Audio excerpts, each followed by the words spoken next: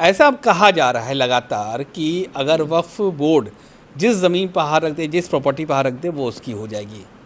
अगर ट्राइब्यूनल कोई फैसला दे देता है तो उसको आप चैलेंज नहीं कर सकते। ऐसे तमाम लीगल क्वेरीज सामने आई हैं, लीगलिटीज़ सामने आई हैं। इसको क्लियर करना बहुत ज़रूरी है कि क्या वाकई ऐसा था, क्या वाकई जो वक्फ ट्रिब्यूनल बना था उसको उसका ऑर्डर चैलेंज नहीं हो सकता था फर्दर हाई कोर्ट या सुप्रीम कोर्ट में, या फिर वक्फ बोर्ड इतना ताकतवर हो चुका था कि वो जहाँ चाहे जिस प्रॉपर्टी चाहे वो बोर्ड में मिला सकता था। एडवोकेट सऊद रईस साहब वहाँ से मौजूद हैं जो वक्फ एक्ट के जानकार भी हैं और लखनऊ बेंच में इलाहाबाद हाई कोर्ट की प्रैक्टिस भी करते हैं। सऊद साहब, सबसे पहले मैं जानना चाहूँगा कि जो ट्रिब्यूनल था जिसको लेकर बार बार ये कही जाती थी कि ट्रिब्यूनल का जो जजमेंट होगा, जो ऑर्डर होगा, उसको फर्दर चैलेंज नहीं किया जा सकता, रिवीजन में आप जा सकते हैं, कितना सही? नहीं, कोई वक्फ ट्राइब्यूनल का ऑर्डर आप सेक्शन 83 9 सब क्लॉज 9 वक्फ एक्ट 1995 के तहत इलाहाबाद हाई कोर्ट में या किसी भी हाई कोर्ट में जहाँ का जुरिसडिक्शन है ट्राइब्यूनल का, उसमें चैलेंज कर सकते थे। और दूसरी बात ये कि अगर ना भी होता तो जुडिशियल रिव्यू का पावर सुप्रीम कोर्ट के पास है। बेसिक स्ट्रक्चर ऑफ कॉन्स्टिट्यूशन में जुडिशियल रिव्यू आता है और वक्फ ट्राइब्यूनल के किसी भी ऑर्डर को आप हाई कोर्ट में चैलेंज कर सकते हैं अगर उसमें कोई भी एरर ऑफ लॉ या कुछ भी हुआ है। सेक्शन 40 इसको लेकर बड़ी बातें हो रही है और कहा यह जा रहा है कि सेक्शन 40 में ऐसी ताकत दी गई थी वक्फ बोर्ड को कि वो जिस ज़मीन जिस प्रॉपर्टी को चाहे वक्फ डिक्लेयर कर सकती थी, क्लेम नहीं डिक्लेयर कर सकती थी। इसके पीछे वजह क्या? सो साहब आप बताइए कि सेक्शन 40 वाकई इतना ताकतवर था कि किसी भी प्रॉपर्टी को वक्फ बोर्ड चाहे तो वक्फ डिक्लेयर कर सकती थी? नहीं, उसमें सेक्शन 40 में क्लॉज है कि वक्फ बोर्ड अगर किसी प्रॉपर्टी को ये समझ रहा है थ्रू सम सोर्सेज, उसे पता लगा कि ये वक्फ प्रॉपर्टी है और इस पर कोई और किसी ने कब्ज़ा कर रखा है, तो वो एक उसके लिए प्रॉपर एक पूरा मेथड है कि इंक्वायरी कराता है। उनका वक्फ इंस्पेक्टर जाता है जो कि गवर्नमेंट अपॉइंटेड है, स्टेट गवर्नमेंट अपॉइंटेड होता है।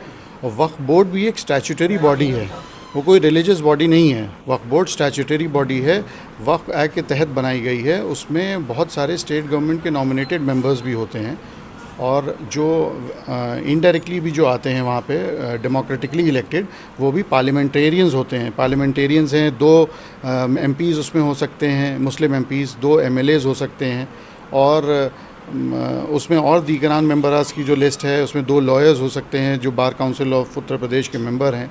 तो वो इसी वजह से रखा गया डेमोक्रेटिक सेटअप कि सोसाइटी के सारे एंगल को कवर करा जा सके और हर तरह का मेंबर उसमें आ सके, मुस्लिम मेंबर।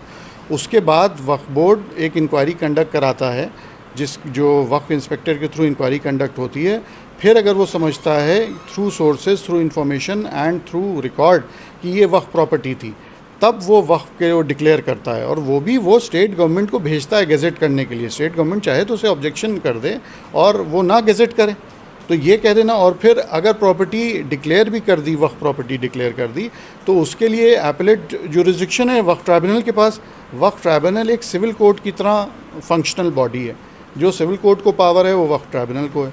बस वो एक स्पेशलाइज तरह के मुकदमे, वक्फ के मुकदमे देखते हैं। जैसे हमारे यहाँ इलेक्ट्रिसिटी ट्राइब्यूनल है, इनकम टैक्स एपेलेट ट्राइब्यूनल हैं और बहुत सारे दीगर ट्राइब्यूनल हैं। तो ये कह देना कि वक्फ जिसे चाहे वो प्रॉपर्टी वक्फ में कर दे, ये गलत है। अगर कर दे तो उसके लिए एपेलेट जुरिसडिक्शन है, वक्फ ट्राइब्यूनल है, वो नल एंड वॉइड डिक्लेयर कर सकता है, वो प्रॉपर्टी वापस करा सकता है। वक्फ ट्राइब्यूनल ना करे तो हाई कोर्ट को रिविजनल पावर है, उसके बाद आप सुप्रीम कोर्ट जा सकते हैं।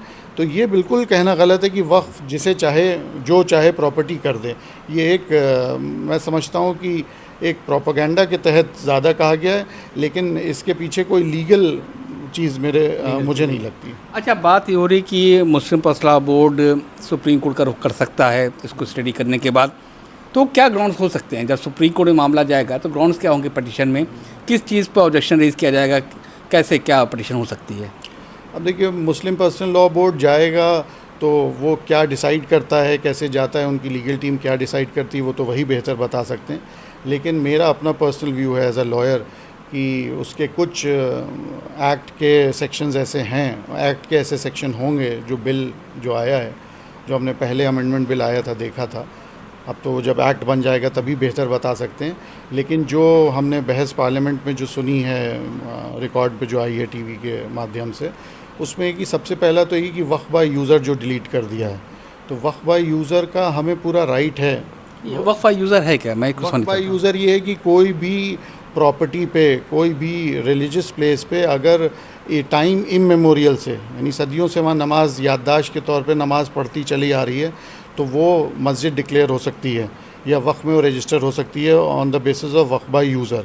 या कोई ग्रेवयार्ड है, कब्रिस्तान है, उसमें लोगों को दफनाया जा रहा है बहुत सालों से, कहा जाता है जैसे 500 साल पुरानी कोई मस्जिद है, अब उसमें कोई रिकॉर्ड तो होगा नहीं, रिटन रिकॉर्ड, बस ये है कि 500 साल 400 साल पहले वो बनी हुई है, उसमें नमाज़ पढ़ी जाती है, तो वो वक्फ बाय यूज़र में आती है।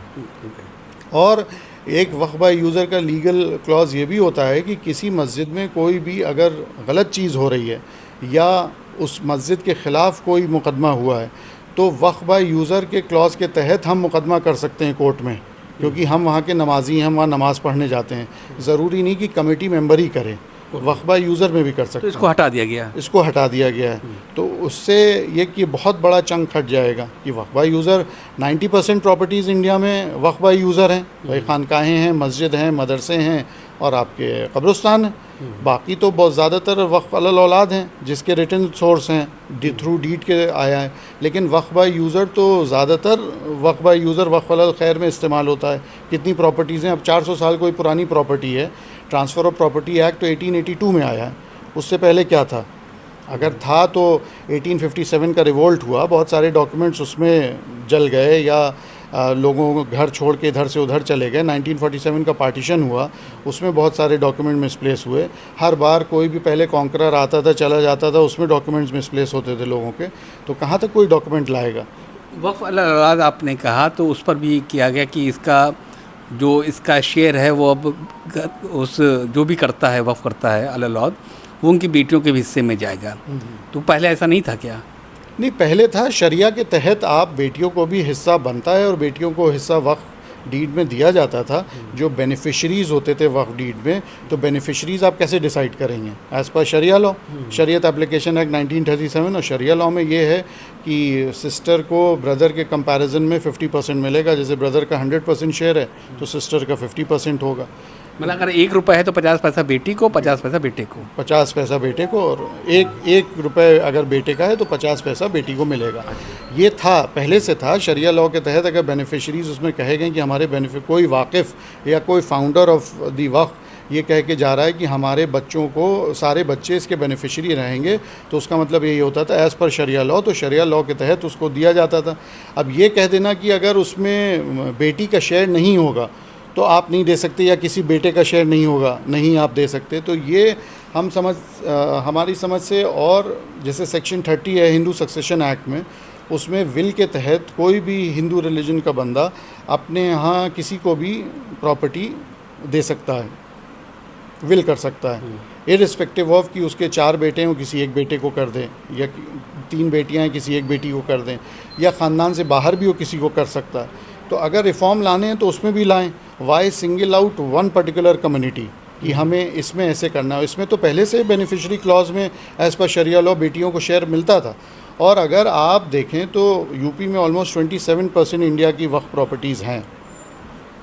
यूपी रेवेन्यू कोड में एक क्लॉज है जिसके तहत शादीशुदा मुस्लिम महिलाओं का शेयर नहीं होता है प्रॉपर्टी में, एग्रीकल्चर प्रॉपर्टी में, और विडो शादीशुदा महिला का शेयर नहीं होता है, अनमैरिड डॉटर का शेयर होता है।